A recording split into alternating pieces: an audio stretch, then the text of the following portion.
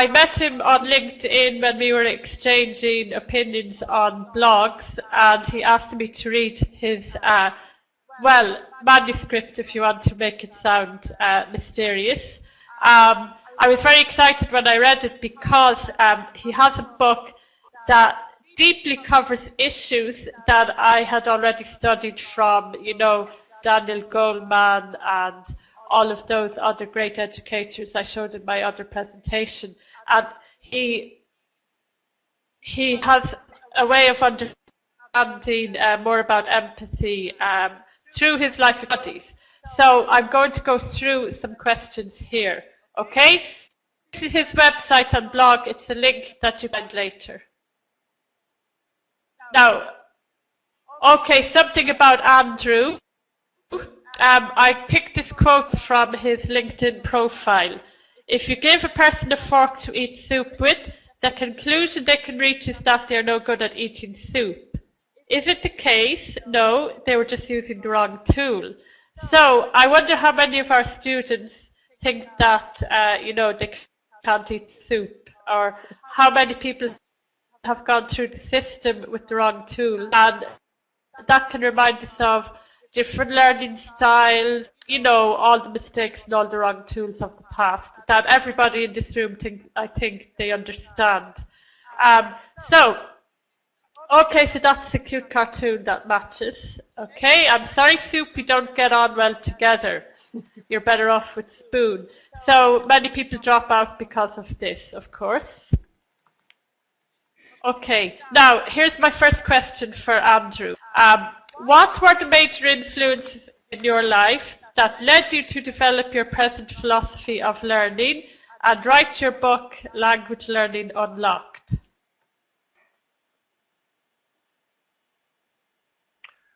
Well, that's a small question. There were quite a few, really. I guess the first one was my own sense that my life was more than what I had been experiencing up to a certain point in time. So I actually spent quite a lot of time looking around, trying to better understand myself and my place in the world. And in that quest, that's something I have been all my life, in fact, and I'm still sort of working on that area of better understanding who I am, where I fit, and what enables me to become a better person, fulfill the reason I ended up being on this planet. So that's one major thing that has been a major threat through my whole life. Well, starting from when I was probably... The other thing was early on in my life I came across some really fantastic influences in my understanding of education. Probably the largest one that has impacted me was Caleb Gattegno's work that most people know as The Silent Way, but in fact, if you look behind that, there's a very well-developed philosophy of education that basically says that education is not about filling a vessel, it's about kindling a light, a flame, that then enables the person to actually learn. And what we do in that as educators is more to do with that understanding of what to do to come to awareness of what they are involved in, rather than giving them bits of information for them to memorize. That latter view has been really the education paradigm that has persisted for hundreds of years. That basically you're considered to be a good learner if you can memorize, if you can remember all these things. Whereas all of us know that learning a language is far more than that. So that particular perspective has basically driven me to all sort of manner of things in my life to try to explore what is awareness and how life and how we can develop that, and how does that interface with skills and language. So that basically, I could go on for quite a long time, but I'll stop there. Yeah. Okay. I have more questions. Okay. So anyway, a lot of what's in Andrew's book and what he was expressing to us about his kind of lifelong quest is about feelings, how feeling is so important to our learning experience. And probably most of us have gone through sometimes in school where we learned by rote or we memorized like parts and there was no feeling. You know, and maybe some of us didn't, you know, maybe we were good at school and we were able to memorize. But even if you are good at school and you're able to memorize, even if the system suits you, you're not fulfilling your true potential, and nobody is if there's no feeling. So Andrew's book talks a lot about emotions and feelings. I asked him how they differ. I'm going to ask now how emotions and feelings are different and how intellect can cloud up our minds so we cannot see the big picture. And what about intuition, the big mystery? So coming up next. Next slide. Okay, question 1. Oh, sorry. I don't know if I'm moving this. Nelly, yeah, okay. Question 1, emotions versus feelings. Sorry. Can you describe the difference between emotion and feelings and how this has a major impact on the way we learn? Sure. Most of the time we use these terms interchangeably, and I believe that they actually are quite different. Feelings are what we come with, in a sense, when we're born as infants, as babies, and they are the energy flows that enable us to sense or to discern whether what we're in is actually to our benefit or not to our benefit. Something that, and as we grow older, they are the things that, you know, attracted to that, or we feel warm, or we feel it's interesting, or alternatively, it actually repels us, and we feel that it's not comfortable. So those are the kind of feelings that I'm talking about, as opposed to emotions that they actually, more often than not, actually cloud our feelings. So the slide up there is a good one. So those kind of feelings that you see those kind of emotions, because most of those are actually emotions, not all of them, but let me a quick look at them. But these ones cloud our feelings. So if we're feeling guilty about something, or exhausted, that's more physical fact, or angry, for example, then that emotion clouds our sensitivity. And feeling is all about sensitivity, being sensitive to ourselves and our feelings. And so if we're caught up in anger, or caught up in fear, or caught up in sadness, that emotion is so strong, chance to feel what it is, what we need to be doing in that moment. We react rather than respond, and our learning as a result just gets impeded.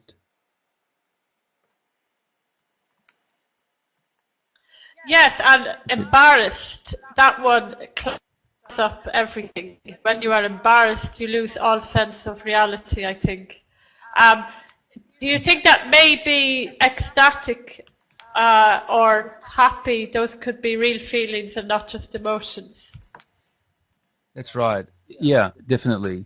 It depends how strong they are. I mean, if you're overcome by happiness and you're sort of, I mean, that really, I'm not sure if you can be overcome by happiness, but sometimes, you know, people can become so sort of over the top with things that ends up going into more like an emotion rather than a feeling. Feelings are usually a bit more sort of gentle, put it that way. But yes, I agree with you. Happiness and ecstatic, that feeling of elation definitely comes from our feelings at the core.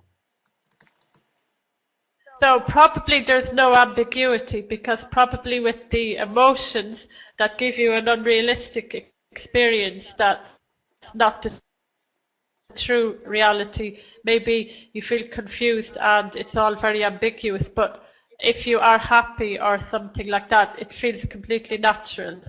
So maybe that's right. You tell friends. That's right. Who has anybody got a list to put in the chat box? Okay, because they're not only my questions, we don't very often get to talk about these deeper issues with regard to empathy, and I think that Len led up to it nicely, and I led up to it my way. So this is kind of the icing on the cake.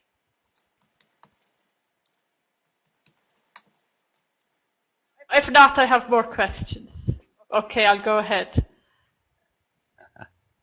Okay, question 2. Right. Feelings versus intellect. How do we balance our feelings and intellect for ultimate success life experience? Because sometimes our minds are divided. You know, we think we have to focus one way, or you know, we won't allow our feelings to become a part of our learning, or we think we'll get confused, or we're mixed up. How do we maximize our potential? Well, our education system, for the most part, really leans towards educating the intellect. And so most of the time, the activities that go on in most classes is to do with the intellect.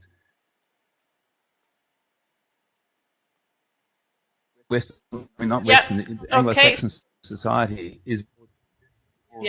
leans towards the intellect. And so most of us have more difficulty expressing our emotions and feelings.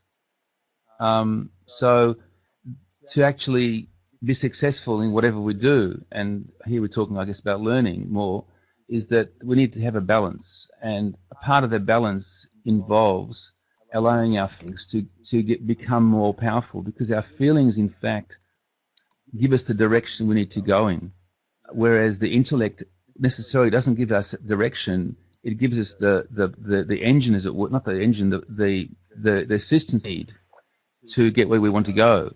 But it's providing assistance. It's not, in a sense, leading us where we need to go. It's our feelings that will decide whether something is of value for us or not.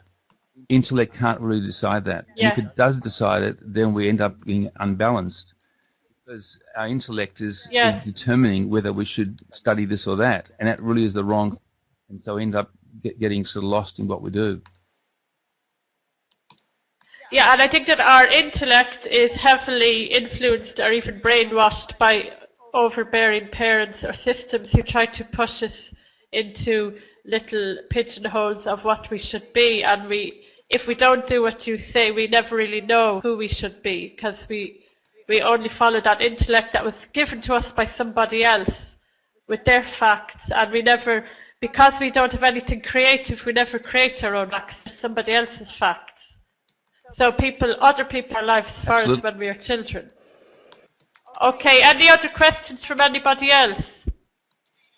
So in that respect, Andrew, would you agree that examples today, like using comics and games and movies or music, like we mentioned, that all of that helps us to be creative as children or any kind of learner, and then we create our own ideas, and then our intuition will grow with the creativity?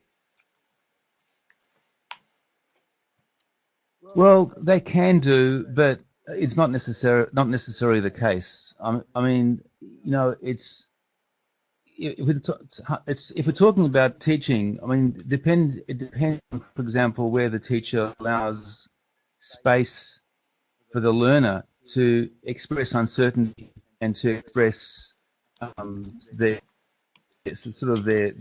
unsureness.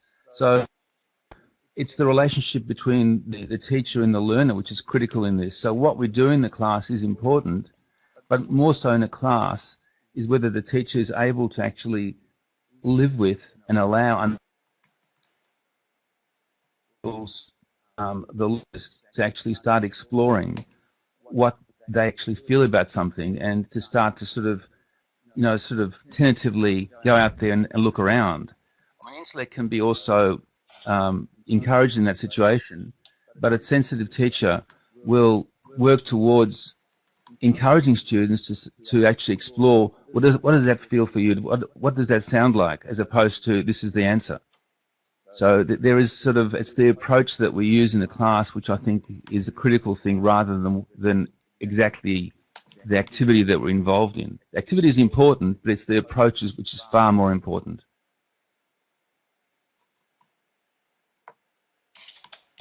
That's very interesting, because I wasn't even thinking about that. And yeah, we do. I know that personally, I think a lot about activities and I think a lot about methodology. Really, so you've reminded me of something very important. Yeah, it's great. Does anyone have anything to add to that? I think that there's so much for us, to ask here and listen to that is, we'll just go with that. So I like that because it's something new for me to think about. Okay, now intuition. Okay, so how can teachers help their students to learn intuitively? So okay, this is going into a place where we want our students to be, where they just know what to do. It's like, a child who loves to read will just pick up a book and get lost in the book. Or if they like music, they get lost in their music. We would, we'd love them to get lost in everything we're trying to teach them.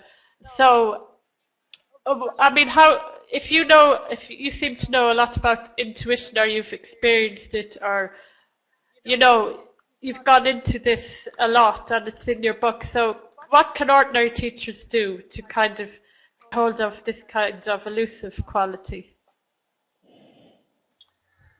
Yeah, well, excuse me. There are different aspects to this. One is that that when, for example, when the intellect is dominant, intuition cannot express itself. So intuition is really an outcome of our feelings, and it's the activities that we do and the kind of things that we do with our class that enable them to experience that sort of feeling. Certainly, look, I'm not saying that intellect hasn't a place. It certainly does. But I think a lot of the problems that the students have and learners have is that they are predominantly trying to learn English through the intellect, or language through the intellect, and as a result, they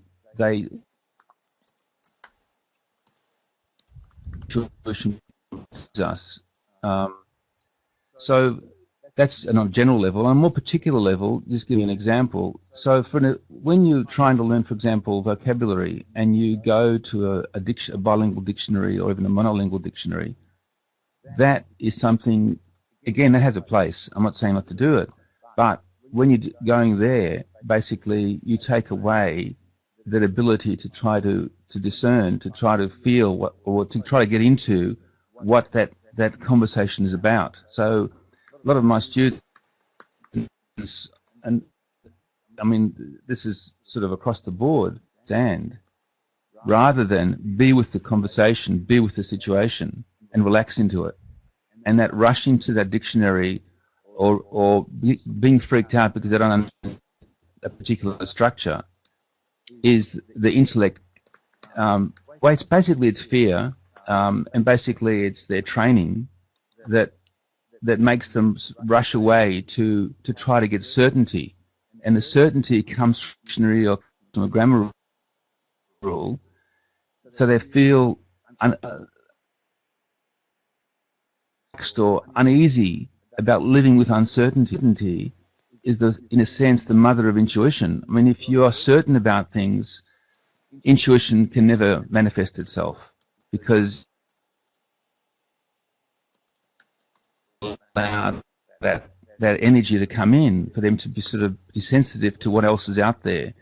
And so uncertainty is, in a classroom, I find, is a key to enabling students to start to feel comfortable in it and start to explore where their intuition is taking them with regards to the problems that they have.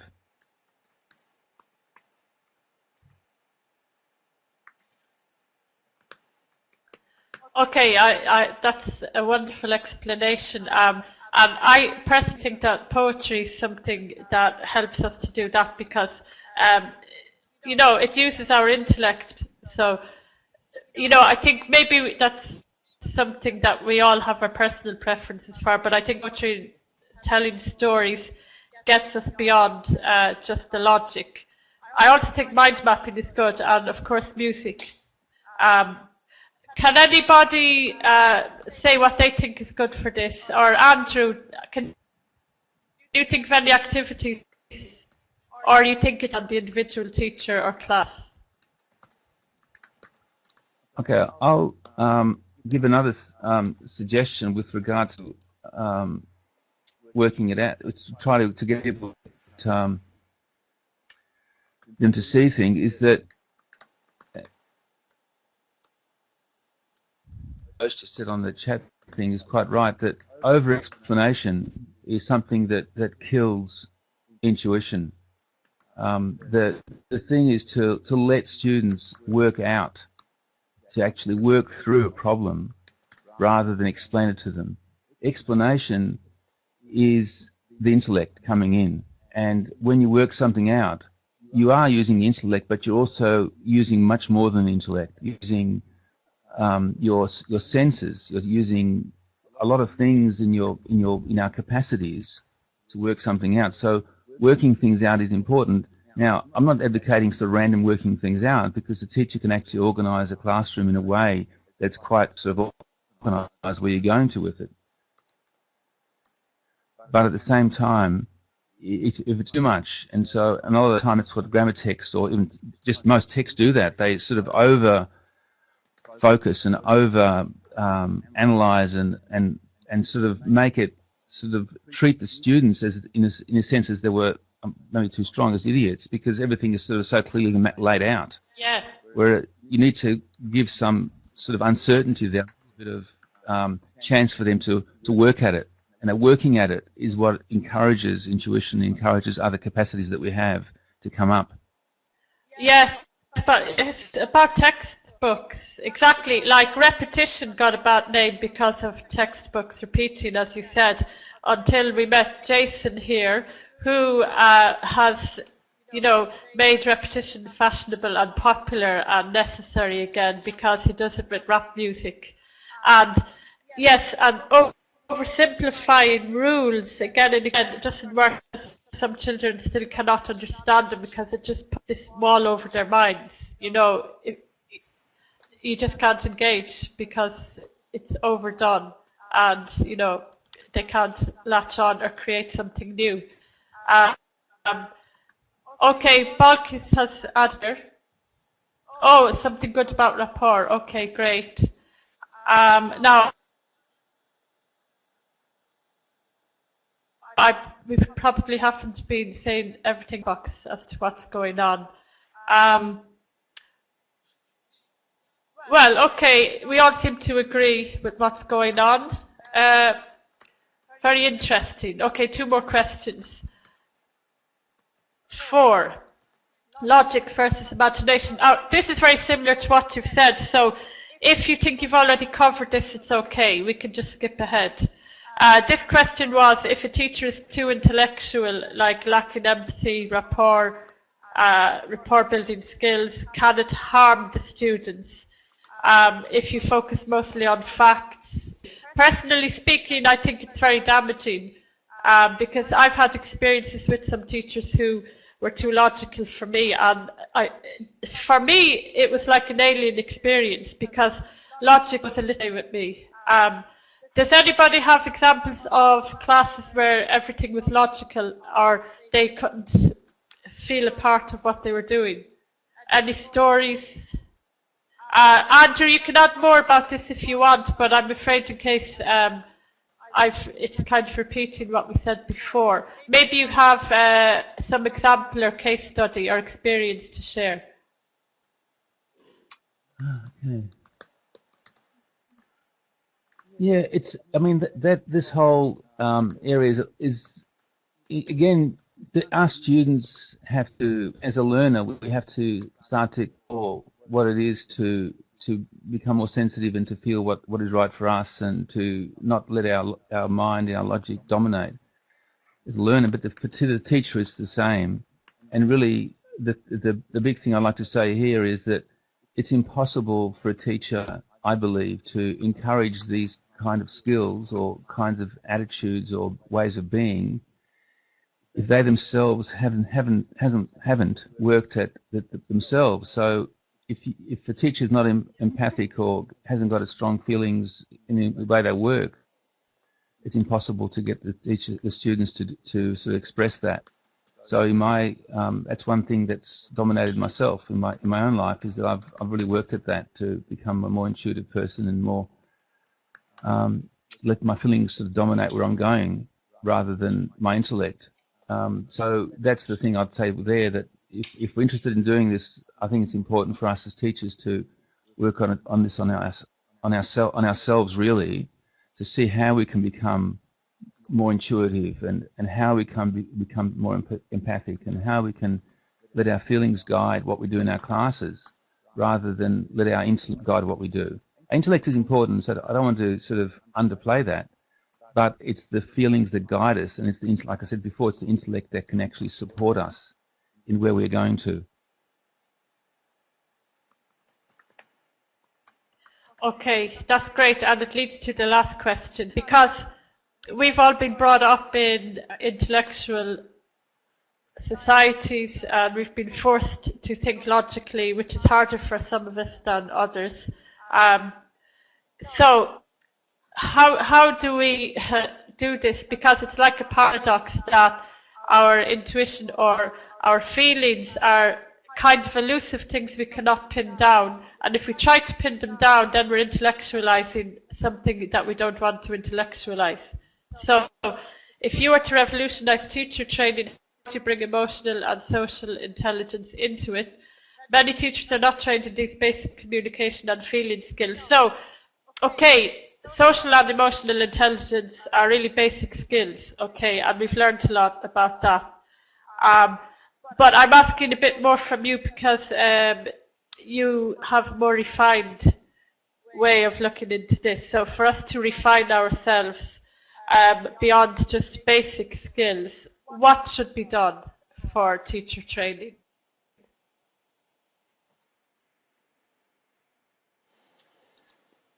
Well, it's the same with this as anything else. I mean, you know, you can talk about it, but you can't, as I say, you can take a horse to water, but you can't make it drink.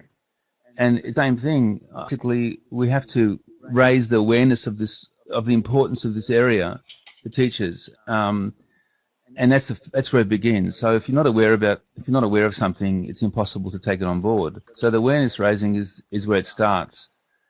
And so part of my work in the past few years has been that. So I've been active on social media, on writing books and blah, blah, blah, blah, to try to get this out there a bit more. And, yeah. So, and the next... Yes, your book is out a lot, very clearly. Yeah. And the next bit is that we need to provide experiences where teachers can actually start to see what this means.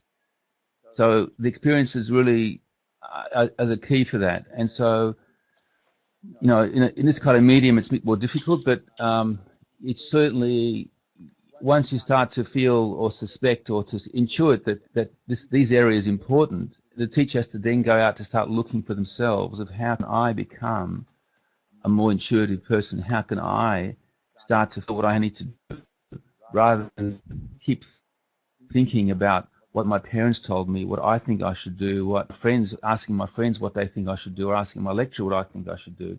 So these are the questions that are disempowering. The empowering ones are more to do with what do I feel I should do now.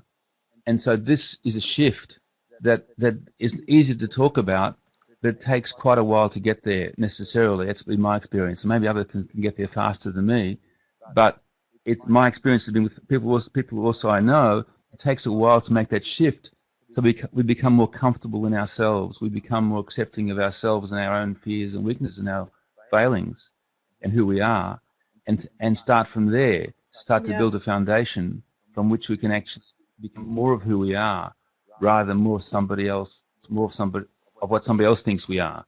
So this is where it starts, and it's a process. Some people call it a journey. Whatever you want to call it, it's fine. But okay, so really. Yeah, really.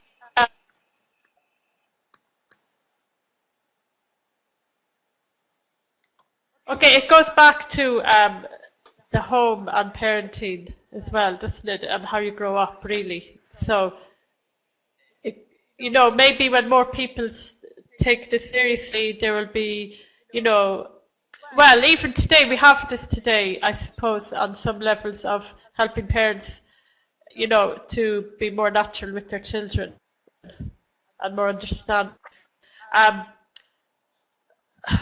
Okay, any questions from the chat box? Okay, let me have a look. Comments from the chat box. Well, I was wondering if we need to learn more psychology in teacher training, because when I did teacher training, the psychology was a list of facts on who educational psychologists were and what their definitions were. But that's all it was, a list. There was nothing interactive. That was a long time ago. It doesn't feel like long, but it is really long, because that was in the early 90s. You know, and when I look back, the early 90s does not seem a long time ago, but the person who I am now, looking back, thinks that the system was very safe, but I didn't realise it. With regard to the kind of theory and how they teach that stuff. But what about this? Give teachers a sandbox that we need to play with these things. You know, so if you did a teacher training course, there could be activities for us to become more expressive and that kind of thing. So, Andrew, you said you're working on this and you wrote the book. Are you going to be doing webinars or things like that with teachers? It is one of my plans. At the moment, I'm also working on a spelling application that actually works on these kinds of ways of learning. So the spelling application will seek to get students to learn through what we're talking about. That's one of the things I'm working on at the moment.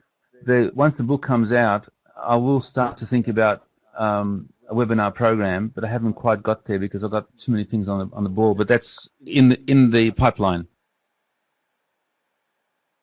Yeah, but the point is that you might be able to accelerate this kind of path into emotionally based teaching and learning and intuition based. Absolutely, yes, that's my aim. So you can accelerate that because you've gone through it, you've experimented on this quest, so you'll be able to do that for us. And then, you know, in future it could go back down all the levels to children. Okay, I really enjoyed discussion, you know, because it opened up new things for me. Anybody else? More questions? All lives. Okay, I thought you were begging for more questions. Okay, so it's I want to thank everybody who sat here so long, because first we had Len's presentation, then mine, then Marie's, and this interview with Andrew. I enjoyed all of that, but you know, I love this kind of topic anyway, and I could go on forever. But thanks to everybody else. I hope each part gave you something. I learned a lot from all the other parts.